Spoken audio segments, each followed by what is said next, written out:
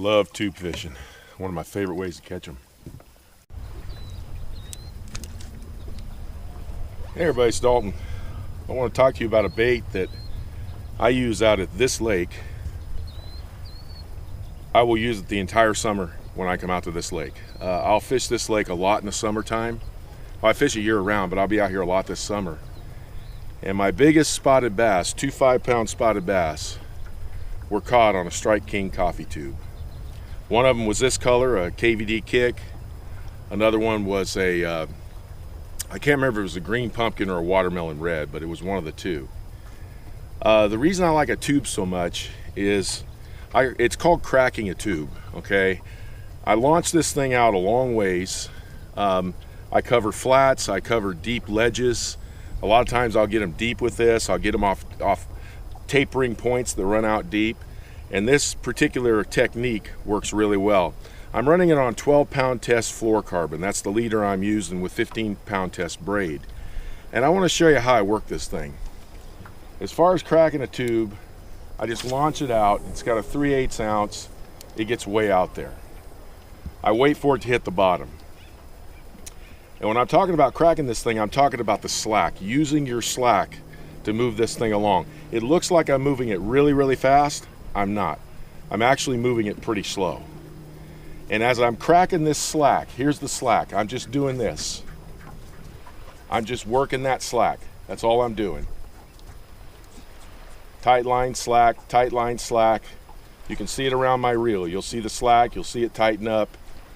And this is exactly how I work these bigger tubes. This is a 3.5-inch tube. Like I say, I've caught some big bass out here with it. It's been one of my very favorite ways of fishing this time of year.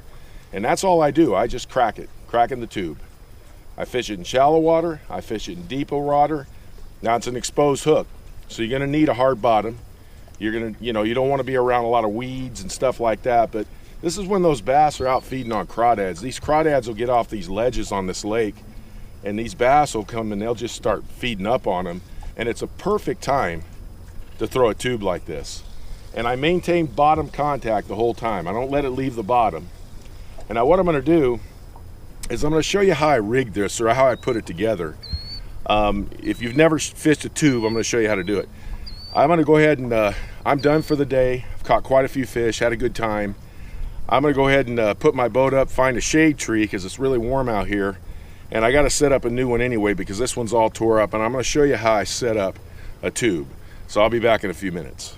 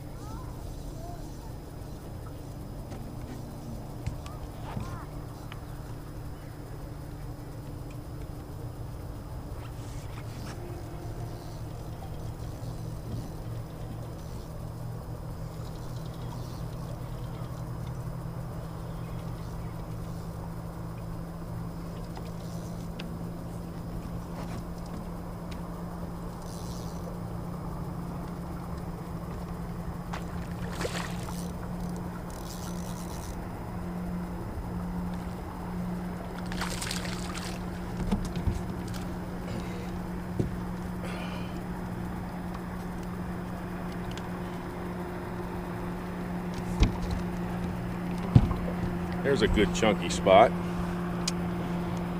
Nice belly. Got him on a tube. Love fishing tubes this time of year.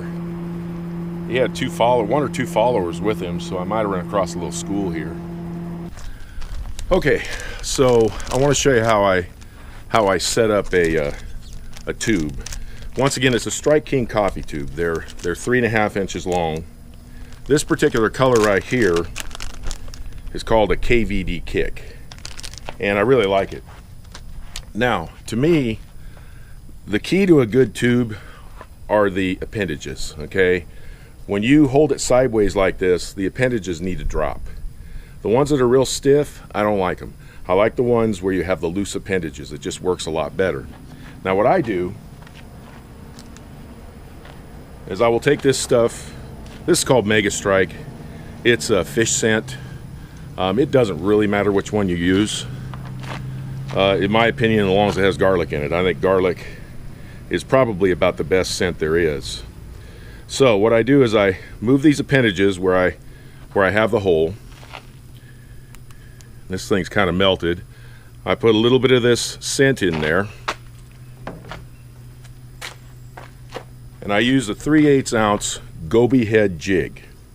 Now the reason I put the scent in there is this jig's going to slide in there real good without tearing the bait. So I get it started and I just start working it. It's real slippery right now because that Mega Strike was melted and now it's all over my hands, so it's not making it very easy, but usually it's easier than this. I push it all the way up to the head of the tube, and so I can't push it anymore, and then all I do is just break the little eye through, and there you go. And I'm not going to tie it on because I got to change my leader on my rod, but I just use a Palomar knot, and that's exactly how I set up a tube. It's really easy. It's really messy because when your scent is melted in the heat, it gets all over everything. But it does make that slide in a lot easier and you won't tear your bait. Well, I hope you enjoyed this video. I do plan on doing a lot of tube fishing this summer out here at this lake, hoping to get some more 5-pound spotted bass. Thanks for tuning in, everybody. I'll talk to you next time.